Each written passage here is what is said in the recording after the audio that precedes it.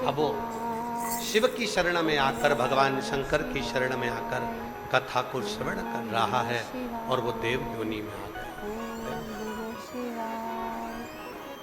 शिव कथा कहती है, भगवान शंकर का चरित्र कहता है, शिव महापुराण की कथा कहती है। आप जब तक संसार के लोगों में पड़े हुए हो, आपकी कोई कीमत नहीं, पर जिस दिन आप भगवान शिव के इस पवित्र शिव महापुराण की कथा में आकर बैठ गए, समझ लेना कि आपकी कीमत करोड़ों में हो गई। आप कोई साधारण व्यक्ति नहीं, साधारण। ओम नमः शिवाय, ओम नमः शिवाय, नमः शिवाय। तेरे दर पे आके मुझे क्या मिला, ये मैं जानता हूँ, वो जानता है। तेरे दर पे आके मुझे क्या मिला है, ये मैं जानता हूँ, वो जानता है। ये मैं जानता हूँ या वो जानता है, ये मैं जानता हूँ, या वो जानता है। तेरी चौखट पे आके मुझे क्या मिला है, ये मैं जानता हूँ, या वो जानता है। तेरे दरवाजे से कोई खाली नहीं गया और ये मैंने अनुभव किया। नमः शिवाय, ओम नमः शिवाय, ओम नमः शिवाय, ओम शिव महापुराण की कथा में आने के बाद नमः भगवान शंकर का श्री शिवाय नमस्तुभ्यम मंत्र बोलने के बाद शिवाय, यहाँ से ओम 5 बार जब श्री शिवाय नमस्तुभ्यम का नाद किया जाता है और नमः शिवाय, कथा पूर्ण होने के बाद जब हम भगवान की शरणागति ग्रहण कर कर, भजन ग्रहण कर कर, भक्ति ग्रहण कर कर, स्मरण कर कर जब यहाँ से जाते हैं, ओम नमः तो शिवाय, क्या देता है, कैसे देता है, ये उसके ऊपर निर्भर करता है। ओम नमः शिवाय, ओम नमः शिवाय, ये उसके ऊपर निर्भर ओम नमः शिवाय, करता है। वो साधारण ओम नहीं, नमः शिवाय, वो रिटर्न नहीं आ रहा है, ओम नमः रिटर्न नहीं आ रहा है। ओम नमः ये वक्त से चल रहा है ऊपर वाले हाँ लगा। नमः शिवाय, ओम नमः शिवाय, ओम नमः शिवाय, यहाँ पहुँचने के बाद ओम नमः शिवाय, ओम शिव महापुराण की कथा में आने के बाद, ओम नमः शिवाय, शिव कथा को श्रवण करने के बाद क्या देगा, नमः कैसे देगा, क्या प्रदान करेगा, ये वही जानता है। ओम नमः शिवाय, ये उसी के ऊपर निर्भर करता है। ओम नमः शिवाय, ओम नमः शिवाय, ओम नमः शिवाय, ओम नमः शिवाय, महाराज ओम नमः शिवाय, बस इतना याद रखना है हमको, ओम नमः शिवाय, जब भी हमने कल एक बात कही थी, नमः शिवाय, गुरुद्वारे में जाओ तो अपने अभिमान को घर छोड़ कर जाओ, मंदिर में जाओ तो अपनी अभिमत्ता को घर छोड़ कर जाओ।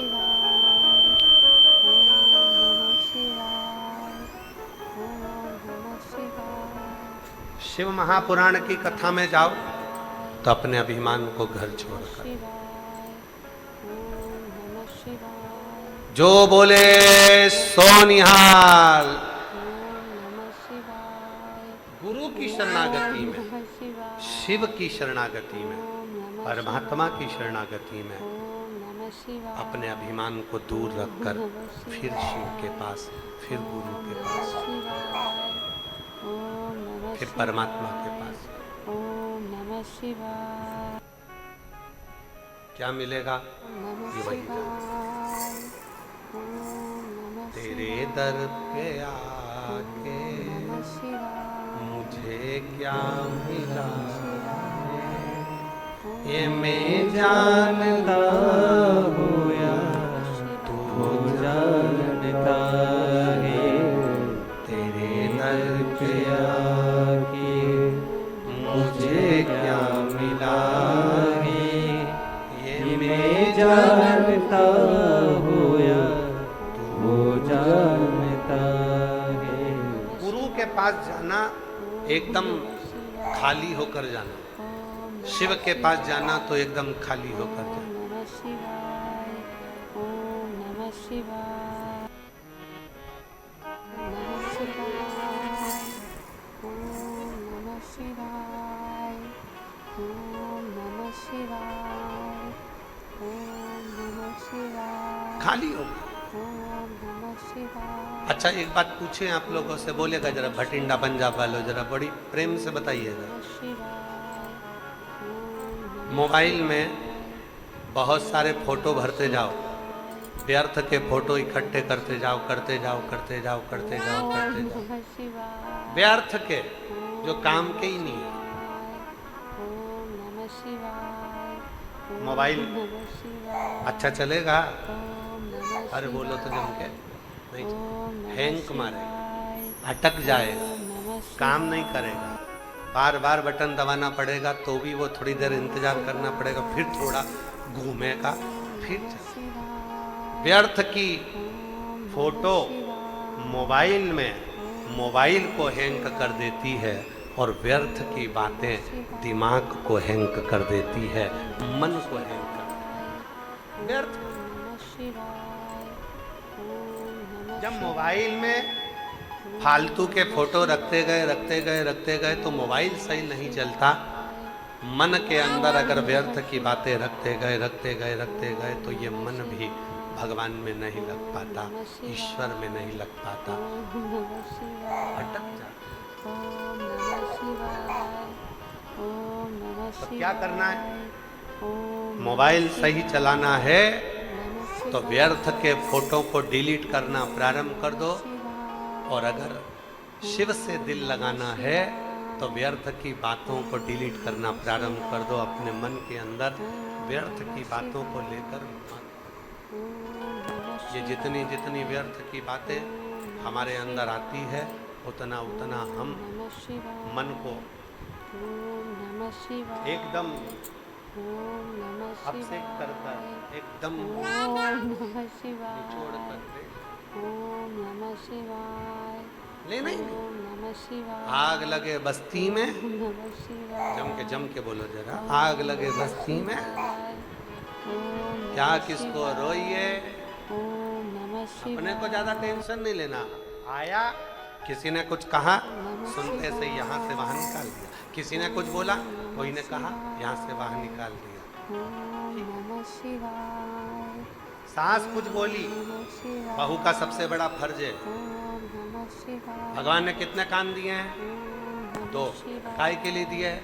व्यर्थ की बात आए तो एक कान से सुनो, दूसरे कान से निकाल दो, और कोई अच्छी बात आए तो जब भी हम आप लोगों के स्मरण में होगा, गुरुद्वारे में जब भी जाते हैं तो सिर पर कपड़ा ढक कर जाते हैं, पगड़ी बांध कर जाते हैं, सिर पर रुमाल डाल कर जाते हैं। क्यों? क्योंकि गुरु की जो वाणी मिले हमारे सिर पर, जब रुपट्टा हो, सर पर जब कपड़ा हो, तो गुरु की वाणी अंदर प्रवेश तो करे पर निकल कर बाहर ना जाए, वो वाणी हमारे दिल में उतर जाए। इसलिए हम सिर पर रुपट्टा डालकर गुरुद्वारे में जाते हैं गुरु की वाणी सुनने के लिए। ओम नमः शिवाय, ओम नमः शिवाय, ओम नमः शिवाय, हम गुरु की वाणी सुनने के लिए जाते हैं तो सिर पर कपड़ा डालकर जाते हैं, ओम नमः शिवाय, पगड़ी बांध कर जाते हैं। ओम नमः शिवाय, गुरु की वाणी मिले, गुरु के शब्द मिले, पर वो बाहर ना निकले, हमारे भीतर उतर। ओम नमः और व्यर्थ की बात मिल जाए तुरंत डिलीट करो। सास ने कोई व्यर्थ की बात कह दी, पलट कर जवाब नहीं देना, डिलीट कर देना। ससुर ने कुछ कह दिया, व्यर्थ की बात कह दी, डिलीट कर दो। बहू ने कुछ कह दिया, सास को डिलीट कर दो।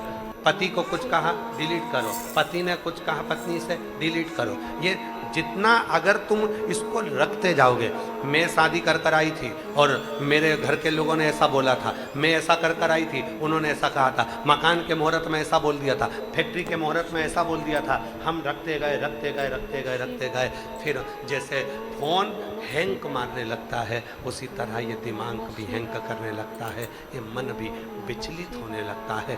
डिलीट करना ओम सीखो। नमः शिवाय, ओम नमः शिवाय, ओम नमः सबसे सुंदर तरीका है, मोबाइल सही चलाना है तो डिलीट करना सीखो, ओम नमः शिवाय, घर सही चलाना है तो डिलीट करना सीखो। कोई ना कुछ बोला ओम जान नमः शिवाय, वो बोले और अपन भजन गाते हुए श्री शिवाय नमस्तु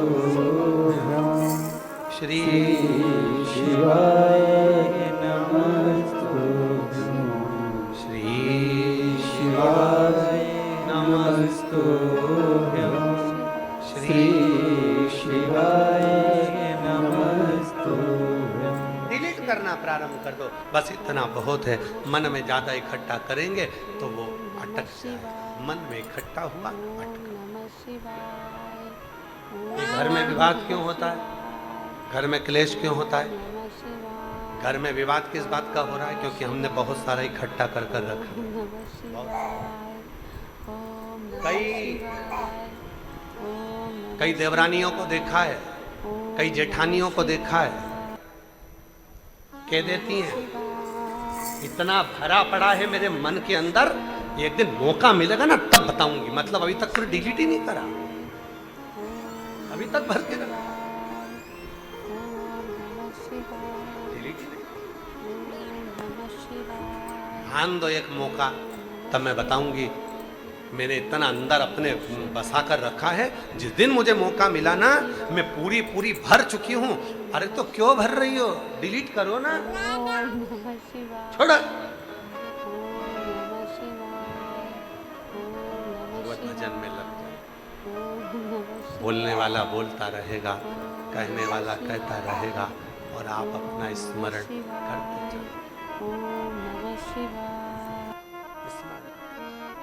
नमः शिवाय, ओम नमः शिवाय, आप स्मरण में डूबे रहो, भजन में डूबे रहो, भक्ति में डूबे रहो, होगा देखा जाए। नमः शिवाय, ओम नमः शिवाय, चित्त को नमः शिवाय, परमात्मा में लगाना जरूर। ओम नमः शिवाय, ओम नमः और जिस दिन तुम्हारा चित्त परमात्मा में लगना प्रारंभ हो गया, समझ लेना कि तुम्हारे जीवन में जितनी चिंता थी, वो ओम नमः शिवाय, पहले साधु, ओम नमः सन्यासी, तपस्वी, नमः साधक, उपासक, संत, ओम नमः ब्राह्मण, सन्यासी, नमः शिवाय, कोई फकीर, कोई भिक्षु, जब दरवाजे पर मांगने के लिए आता था तो पैसे नहीं मांगता था, अन्न मांगता था।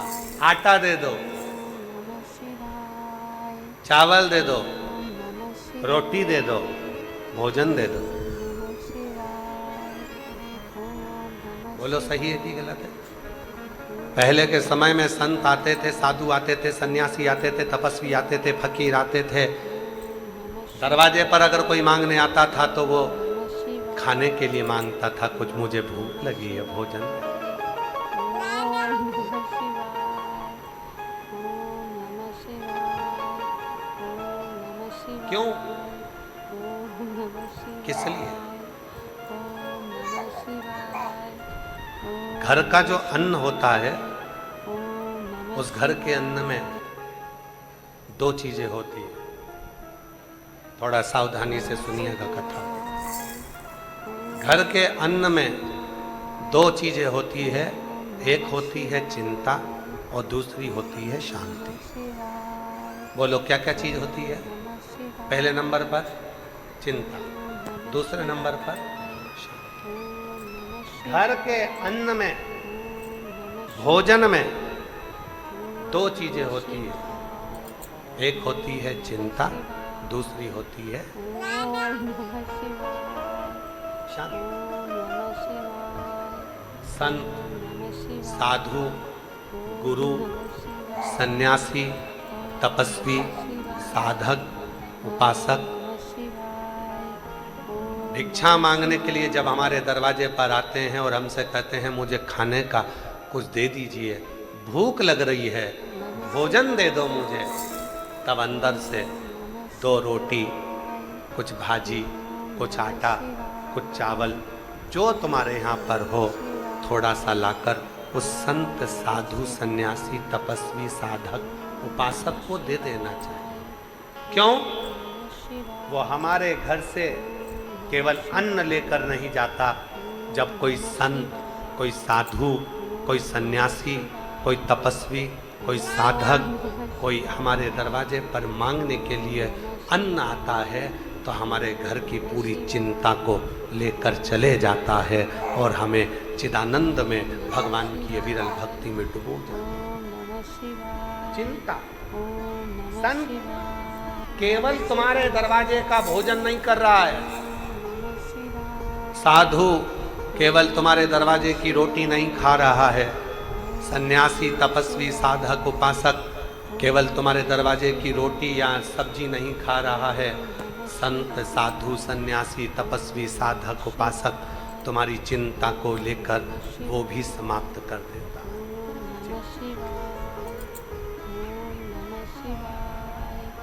पर आजकल का एक नया फैशन हो गया। आज के जमाने में संत साधु को रोटी दो तो लेते नहीं है, पैसा चाहिए।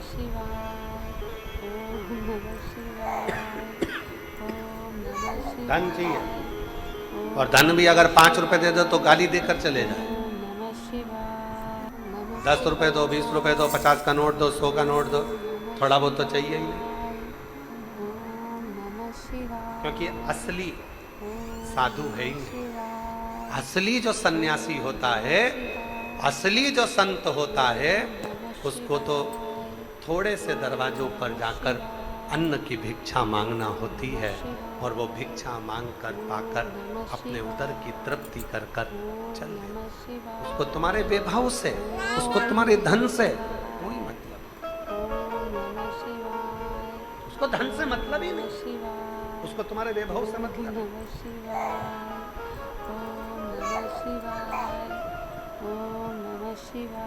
उसको धन नहीं चाहिए, वो तो आवाज लगाकर कहेगा माँ भूख लगी है, भोजन दे।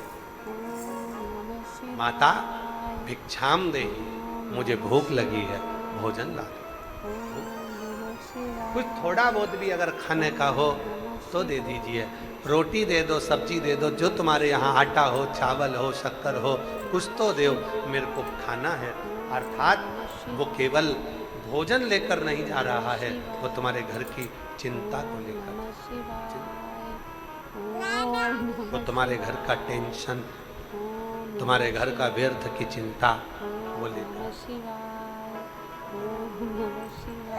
घर के अन्न में 2 चीजें होती है, एक चिंता, एक शांति। घर का अन्न घर में तैयार हुआ, कोई संत साधु उस अन्न को मांग कर लेकर गया, समझ लेना तुम्हारी चिंता आज लेकर चला गया है। कोई ब्राह्मण, कोई साधु, कोई सन्यासी तुम्हारे घर भोजन कर ले, समझ लेना कि तुम्हारी चिंता को उसने निगल लिया है। और दूसरे नंबर पर है कि अन्न में शांति होती है। जब घर में भोजन बनाने वाली माँ, भोजन बनाने वाली स्त्री, भोजन बनाने वाली नारी, भोजन बनाने वाली कोई घर में जो भी भोजन बना रहा है, अगर उसके मन के अंदर परमात्मा का निवास है, शांति है, तो भोजन में भी शांति है। भोजन में एक सुंदर चरित्र है, पहले एक बार कहा था, आज फिर कर रहे हैं।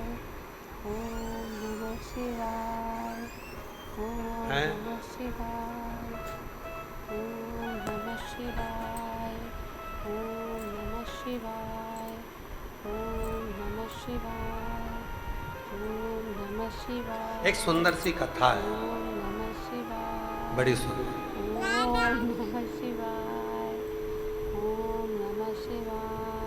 बड़ी सुंदर सी कथा।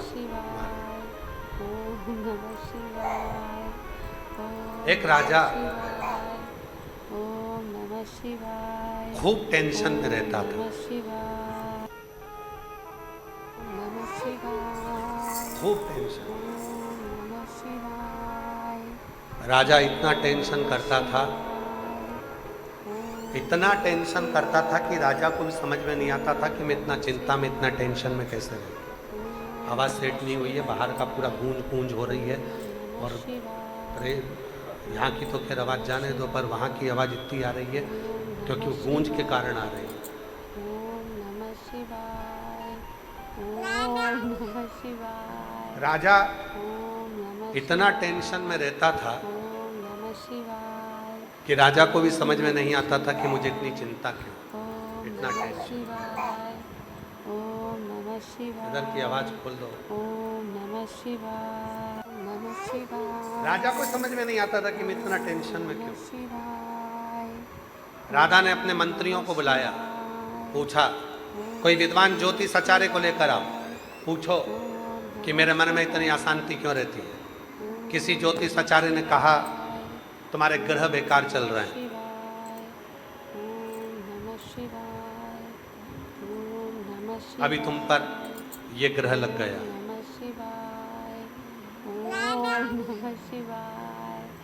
फिर किसी दूसरे को बुलाया, उसने कहा कि तुम एक काम करो कि तुम्हारे अभी समय बेकार चल रहा है, ये नग नग पहना, पत्रिका दिखाई, ज्योतिष आचार्य को हाथ दिखाया, सब कुछ करा, फिर भी राजा को शांति नहीं मिल रही थी। रात भर जगता था, भोजन में मन नहीं लगता था, टेंशन टेंशन टेंशन टेंशन, हर पल हर घड़ी उसे टेंशन ही रहता था। हर पल उसको चिंता ही रहती, टेंशन, हर पल टेंशन, चिंता। सारे ज्योतिष आचार्य हार गए, विद्वत जन हार गए, समझ में नहीं आया कि राजा को अशांति क्यों है। और ये केवल राजा की कथा नहीं है, ओ भटिंडा की जीजियों, भटिंडा के जीजाओं, पंजाब की मेरी बहनों, मेरी बेटियों, मेरे बेटाओं, मेरे बुजुर्ग माँ बाप, याद रखना ये केवल राजा की कथा नहीं, ये अपन सब की कथा है। सबको दिखाया, ज्योतिष आचार्य को हाथ भी दिखाया, पत्रिका भी दिखाई, नग भी पहना, सारा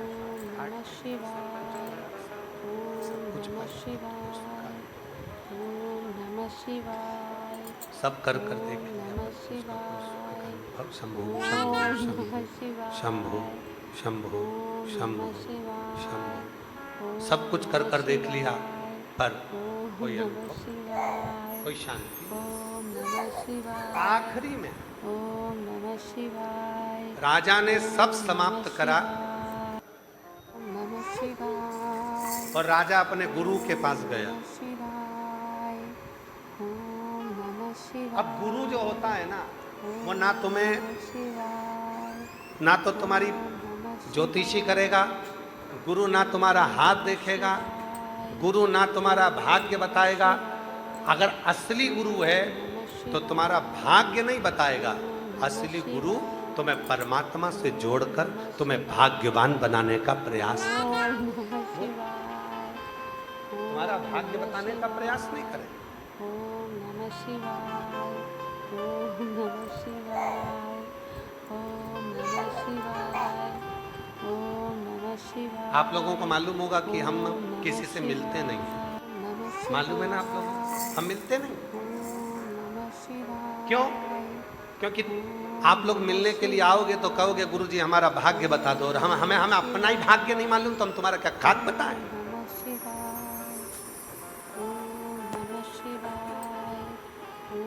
हम तुमसे नहीं मिलते, आपको बुरा लगे भला लगे कैसा भी लगे, पर हम किसी से नहीं मिलते। लोग कहेंगे गुरुजी हमारी पत्रिका देख लो, हमारा हाथ देख लो, हमारा भाग्य बता दो, ये बता दो मैं क्या करूं। भैया हमको ही नहीं मालूम हमारा खुद का, तो हम तुम्हारा क्या खाक बताएं, हमें नहीं। असली गुरु का सबसे बड़ा फर्ज यही है, वो किसी का भाग्य नहीं बताता, पर इतना जरूर है वो भगवान की शरणागति में लगाकर उसके भाग्य को बदल देता है, उसके भाग्य को बदलने में कारगर है। असली गुरु। ओम नमः शिवाय, ओम नमः शिवाय, ओम नमः शिवाय। राजा ओम अपने गुरु के पास गए। ओम नमः शिवाय। गुरुजी ने पूछा, राजन आज तुम अपना पूरा काम छोड़कर मेरे नगर में, ये मेरी कुटिया में क्यों? राजा कहने लगा, महाराज मैं बहुत चिंता में पड़ा हूँ, रात भर नींद नहीं आती, भोजन भूख नहीं लगती, मैं भोजन भी नहीं कर पाता, मैं रात भर सो नहीं पाता, टेंशन टेंशन टेंशन टेंशन लगी रहती है। क्या टेंशन होती है, क्या चिंता होती है, समझ में नहीं आ रहा। क्या चिंता है, समझ में नहीं आ रहा, बस चिंता ही चिंता लगी रहती है। गुरु जी ने कहा, एक काम कर, भोजन कौन लेके आता है? मेरी धर्म पत्नी। भोजन कौन बनाता है? भोजन बनाने वाली एक दासी रखी है, भोजन बना। गुरु ने कहा, वो भोजन बनाने वाली जो है उसको बुला, उससे पूछ तेरे घर में कोई परेशानी तो नहीं है। राजा ने भोजन बनाने वाली को बुलाया, पूछा तुम्हारे घर में कोई तकलीफ है क्या? उस भोजन बनाने वाली ने कहा, बारिश आने वाली है, मेरा ऊपर का छत पूरा टूटा हुआ है, पिछले वर्ष भी पानी टपकता रहा, पूरा घर गीला हो जाता था, बच्चों को खाने को नहीं मिलता था, वो चिंता मेरे दिमाग में रात दिन चलती है। बस राजा को समझ में आ गया, ये दासी भोजन बनाती है, चिंता करते करते भोजन बनता है, तो मैं भी चिंता में पड़ जाता हूँ। राजा ने उसी दिन दासी का मकान बनवा दिया, चिंता खत्म हो गई, राजा का चिंता भी समाप्त हो गई, नींद भी आने लगी, भोजन में भी सुख होने लगा, सारा सुख राजा को मिल गया। शांति। भोजन, घर में जो भोजन बनता है उसमें दो चीजें होती है, एक चिंता, एक शांति। घर के भोजन में दो चीजें हैं, एक चिंता है, एक शांति। असली गुरु उस चिंता को मिटाने का जो जड़ है उसको ढूंढता। एक पत्र अच्छा है, देखिए।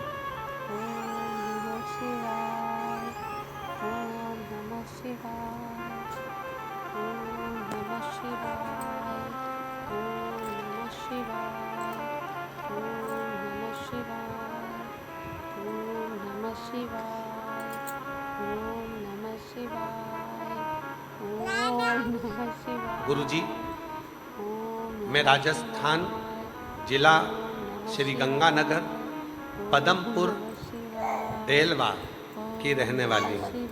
मेरी उम्र 28 साल की है। कहीं बैठी हो तो आ सकती हैं, इसमें नाम शायद लिखना भूल गई होंगी। कहीं बैठी हो, पत्र छोटा सा है, अगर कहीं बैठी हो तो आ सकती हैं। हर हर महादेव। गुरुजी आपके चरणों को प्रणाम करती हूँ। गुरुजी मैं राजस्थान जिला श्री गंगानगर पदमपुर डेलवा की रहने वाली हूँ। गुरुजी मैं 28 वर्ष की हूँ। पिछली कथा बठिंडा पंजाब की कथा में हमने 3 इच्छा मांगी थी। सुना था सीहोर वाला बाबा कथा करता है, पंडाल में बैठकर जो मांगो वो मिलता है। मैं 3 इच्छा कर कर यहाँ से चली गई थी। भटिंडा पंजाब की कथा में 3 बातें बाबा को बोलकर क्लीन करो, आवाज को क्लियर करो। 3 बातें बोलकर बाबा को चली गई थी। गुरुजी, मेरी पहली बात थी, मेरी बुआ जी के गले में कैंसर की गठान हो गई थी। गुरुजी, बाबा से बोल कर गई थी, बाबा तू कैसे भी कर कर उस गठान को गला देना। यहाँ से गई, मिट्टी ले गई, अपनी बुआ जी को दे दी। वो मिट्टी मेरी बुआ ने लगाना प्रारंभ करा, डॉक्टरों का इलाज कराती, क्योंकि आप कहते हो कि डॉक्टर शिव का एक रूप होते हैं। अगर शरीर में रोग आए, बीमारी आए, तो सबसे पहले डॉक्टर के पास जाओ, क्योंकि डॉक्टर शंकर है, उसका इलाज करो। वो जांच बोले जांच कराओ, दवा बोले दवा खाओ, और फिर शिव जी पर भरोसा कर कर उसकी दवाई लेना प्रारंभ करो। मेरी बुआ जी ने वही करना प्रारंभ करा, और बाबा की ऐसी कृपा हुई गुरुदेव, मेरी 3 इच्छा में से एक इच्छा बाबा ने पूरी करी। मेरी बुआ के गले का कैंसर समाप्त हुआ। गुरुदेव, दूसरी मैंने इच्छा करी थी, भोलेनाथ जी से कहकर गई थी, बाबा या तो मेरी सरकारी नौकरी लगा दे, या मेरे लिए जो अच्छा हो वो तू काम करा दे। बाबा ने ऐसी कृपा करी गुरुदेव, भटिंडा पंजाब की कथा सुनकर गई, 3 महीना भी नहीं हुआ, और बाबा ने ऐसी कृपा करी, मेरा खुद का दुकान खुलवा दिया। और मेरा दुकान खुलवा कर बाबा ने मेरा स्वयं का व्यापार चालू करवा दिया। मैंने कभी भी सपने में भी सोचा नहीं था, इतनी छोटी उम्र में बाबा मुझे बिजनेस वुमेन बना देंगे। सारे रिश्तेदारों के घर वालों ने, सबने बोला मत कर, काम नहीं चलेगा। गुरुजी, मुझे पहले बच्चा भी नहीं था, मैंने इसी भटिंडा की कथा में तीसरा वर मांगा था कि बाबा मेरे घर संतान नहीं है, तो संतान दे देना। बाबा 3 वर मांग कर गई थी, पहले बुआ के गले का कैंसर समाप्त हो, दूसरा मेरा या तो सरकारी नौकरी हो जाए या मैं खुद का व्यापार करूं। बाबा ने मेरा खुद का व्यापार कर दिया। तीसरा वर मांगा था कि मेरे घर में औलाद हो जाए, और बाबा की कृपा ऐसी हुई कि 1 महीना बाद ही बाबा की कृपा से गर्भवती हो गई, और बाबा की कृपा मुझ पर हो गई। मेरी तीनों मनोकामना पिछली बार भटिंडा की कथा की पूरी हो गई। मैं बाबा को यहाँ प्रणाम करने के लिए एक विश्वास, एक भरोसा, एक दृढ़ता,